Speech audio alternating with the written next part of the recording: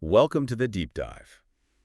Today we're going deep on the Manson family murders, but we're taking a different approach than you might expect. Yeah. We're looking at excerpts from Chaos, Charles Manson, the CIA, and the Secret History of the 60s. It's a fascinating book. Yeah, and this book really takes a deep and sometimes unsettling look at the case. Yeah, you know what's interesting about this one is that the author, Tom O'Neill, actually started out just wanting to write a very straightforward account of the Manson murders for the 30th anniversary of the crimes. Okay. He thought it was going to be a simple project, but as he dug deeper, he just uncovered all these inconsistencies and unanswered questions, and it completely shifted his understanding of the case. You're probably familiar with the whole race war motive. Right. It's been outlined in Vincent Bugliosi's book, Helter Skelter. Right. But Chaos really kind of throws a wrench in that theory and suggests that Manson might have been targeting certain individuals in Hollywood for more personal reasons. That's right. Like maybe drug deals gone wrong or even like personal vendettas. Yeah, and O'Neill really did his homework, meticulously researching police reports and court testimonies, and he even tracked down people who were part of the scene back in the 60s. Right. And what he found was that so many key details and potential motives were either ignored or downplayed during the official investigation. One of the most shocking examples that comes to mind is Terry Melcher, Right. a record producer who had rejected Manson's music. Right. He was living in the house where the Tate murders took place, but later moved out. Mm-hmm. And the Helter Skelter theory claims that Manson was trying to incite this race war by framing black people for the murders, and that the house was chosen randomly. Yes, but O'Neill actually found evidence suggesting that Melcher's connection to Manson was way more extensive than we initially believed. Oh, really? Yeah, he even discovered that Melcher had visited Spawn Ranch, where the family was living, after the murders. What? Which raises serious questions about whether Manson's motive might have been tied to a specific grudge against Melcher or someone connected to him. Well, that really changes things. Yeah. Now, and we can't forget about Dennis Wilson of the Beach Boys, who had the Manson family living with him at one point. Oh, yeah. Wilson's involvement with the family is another piece of this whole story that's kind of fascinating. And it was really glossed over in the official narrative. Yeah. I mean, he initially embraced Manson, even introduced him to music industry contacts. But their relationship eventually soured, and Wilson distanced himself. But what's strange is that despite supposedly fearing Manson, he continued to speak favorably about him even after the murders. So we've got these two huge Hollywood figures, Melcher and Wilson, both with pretty deep connections to Manson. And it seems like their roles in this whole saga are much deeper than we were initially led to believe. Right, and their reluctance to really fully cooperate with the investigation suggests that they might have been trying to protect themselves or their reputations, which just makes it even harder to figure out what the truth really is. So Chaos also raises some really disturbing questions about how the LAPD handled the case. It does. Like, there were so many missed opportunities to arrest Manson even before the murders took place. Yeah, like the raid on Spawn Ranch is a great example. Okay. They found stolen goods and evidence of drug use, plenty to violate his parole, but he was released. It's like someone was protecting him. Right, like why? It seems like someone was protecting him, or at least deliberately downplaying the threat he posed. I mean, this is where it starts to feel like you're reading a conspiracy thriller. Yes, but it's really important to remember that O'Neill isn't just throwing out conspiracy theories. Right. He's a serious journalist, spent years meticulously digging through all the primary sources and interviewing all these people connected to the case. What he presents is a really well-researched and well-documented account that really challenges the accepted narrative and forces us to confront some uncomfortable truths about the justice system and the power dynamics that were at play in 1960s Hollywood. So this isn't just wild speculation. There's real evidence to back up these claims. What about the whole idea that Manson might have been an informant for somebody? That's a question that O'Neill really grapples with throughout the book. Okay. He introduces us to this shadowy figure named Reeve Whitson, who claims to have infiltrated the Manson family. Okay. And had connections to government agencies. It's a claim that's really tough to verify. Right. But it really raises questions about just how much the government was watching and infiltrating counterculture groups during that time. Well, this was the time of COINTELPRO. Exactly. And that was when the FBI was actively targeting and disrupting groups that they saw as subversive. So is it possible that the Manson family got caught up in all of that? I mean, it's definitely a possibility, and it's one that O'Neill explores really carefully in the book. He doesn't jump to conclusions, but he presents enough evidence to make you think that maybe Manson's connections to law enforcement and intelligence agencies deserve another look. This is already so much more than your typical Manson family story. Yeah. It really does feel like we're uncovering a hidden history, like a darker side to the 1960s that most people don't even know about. Yeah, I agree. Okay, my head is spinning a bit with all of these connections and these shadowy figures, but we can't forget about the victims in all of this. Right. This isn't just an abstract puzzle we're putting together. These were real people with real lives that were brutally cut short. Absolutely, and that's one of the things that makes O'Neill's book so powerful. Yeah. It's not just about trying to expose conspiracies or, poke holes in the official narrative. It's about trying to get justice for the victims and trying to understand, like, the full scope of this whole tragedy. You mentioned earlier that there might have been even more victims than we even know about. Yeah. And that's a really disturbing thought. It is. Chaos actually goes into a lot of detail about some pretty suspicious deaths and disappearances that could be linked to the Manson family. Okay. But they were never really fully investigated. Like John Philip Haught, the musician who was found dead in the same motel room as Bobby Beausoleil, a Manson family member. Right. And the official cause of death was a drug overdose. But O'Neill found a lot of things that just didn't add up. The inconsistencies surrounding Haught's death are really unsettling. Yeah. Like, for example, the motel room window, which, could have been like an entry or exit point, Right. was completely left out of the police sketch. And And get this, the motel owner called the LAPD about the death, but they never followed up. wait, so the LAPD just ignored a suspicious death that could have been linked to the Manson family? I mean, what's Yeah. going on here? That's a question that really haunted O'Neill throughout his whole investigation. Yeah. He even tracked down the retired police officer who had handled the case. Wow.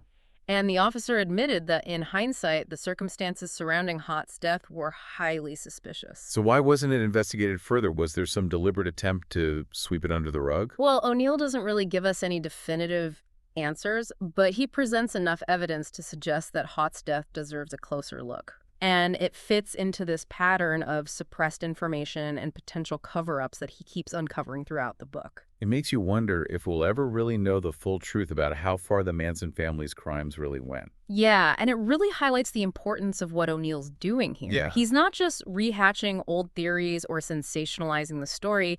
He's really meticulously trying to put together this huge and complex puzzle Right. that challenges the official narrative and forces us to confront these really uncomfortable truths about the justice system and the potential for abuse of power. Now, let's talk about Susan Atkins, one of the Manson family members who was convicted for the murders. Okay. She had a pretty long rap sheet before even meeting Manson, She did? and probation officials even warned that she was likely to re-offend. Right. But after she joined the family, a judge mysteriously ended her probation. Ah. Almost like someone intervened on her behalf. It's giving conspiracy. Right. And remember her parole officer, Roger Smith. The same guy who was hanging out at the HAFMC where they were doing all that research on psychedelic drugs. I was just reading about those really disturbing experiments that David Smith, the clinic's founder, was doing on mice, Yeah. giving them amphetamines to see if it would make them more violent. Right. And it's chilling to think that that kind of research could have been used to manipulate people like Atkins and the other family members. It is a very chilling thought, and it's not just Roger Smith's research. Yeah. O'Neill also brings up the work of Dr. Louis Jolyon West, the psychiatrist who was involved in MKUltra. Right. His research was all about mind control hypnosis and the effects of LSD, all things that Manson used to control his followers. Right. It really makes you wonder if all these scientific explorations that, were meant for good were somehow twisted and used for something much darker. This book is really making me rethink everything I thought I knew about the Manson family. Yeah. It's not just about some crazed cult leader and his followers anymore. It's like there are all these layers of intrigue and this possibility of manipulation. What about the helter-skelter theory? Does chaos completely debunk that?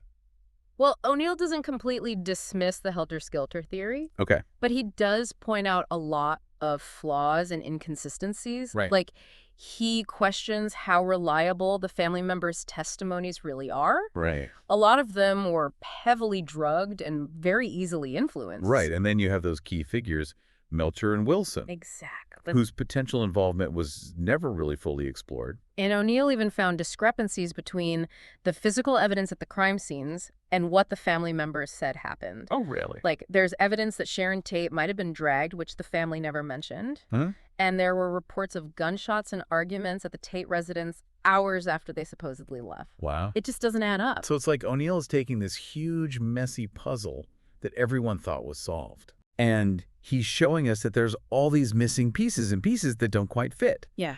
It's fascinating, but it's also incredibly unsettling. Now, what about Manson himself? Right. Was he really the mastermind behind it all? That's the big question, right? Yeah. And O'Neill suggests that Manson might have been more of a pawn than a king. Okay. Like a tool that was used by other people to get what they wanted. I mean, he was definitely charismatic and manipulative. Yeah. But he might have also been manipulated himself. By who? The government. Some Hollywood big shot. Organized crime. O'Neill explores all of those possibilities. Wow. And while he doesn't give us any, solid answers, Yeah. he presents enough compelling evidence to say that it's worth investigating further. Okay. And he makes a really strong case that there's just a lot more to the Manson story than we've been told. It's scary to think that someone like Manson, with all of his charisma and his ability to control people, could be somebody else's puppet.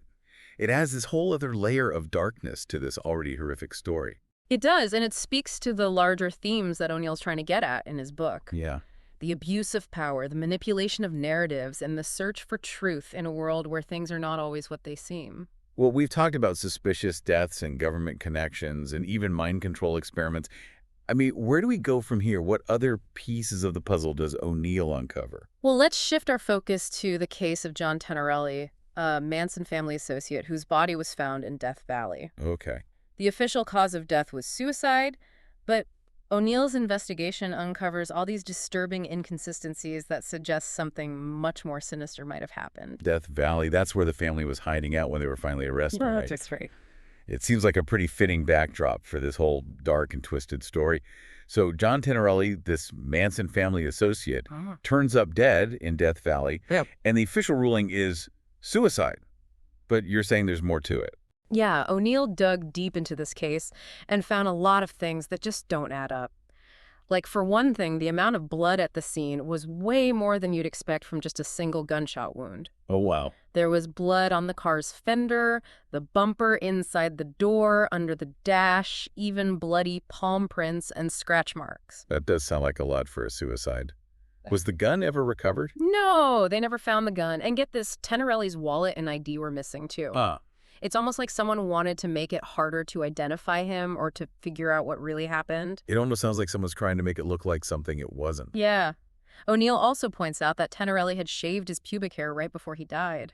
Okay. And forensic experts say that's something they often see in sexual assault cases. That's a really disturbing detail. Are you saying that Tenerelli might have been murdered and possibly by someone in the Manson family? It's a theory that O'Neill considers. And remember Danny DiCarlo, the biker who was maybe involved with the Tate-LaBianca murders? Right. Well, he was reportedly in Death Valley right around the time that Tenerelli died. Hold on. So we've got DiCarlo, who may or may not be connected to organized crime in Death Valley at the same time as Tenerelli's death, which is also the same place where the Manson family was hiding out before they were arrested.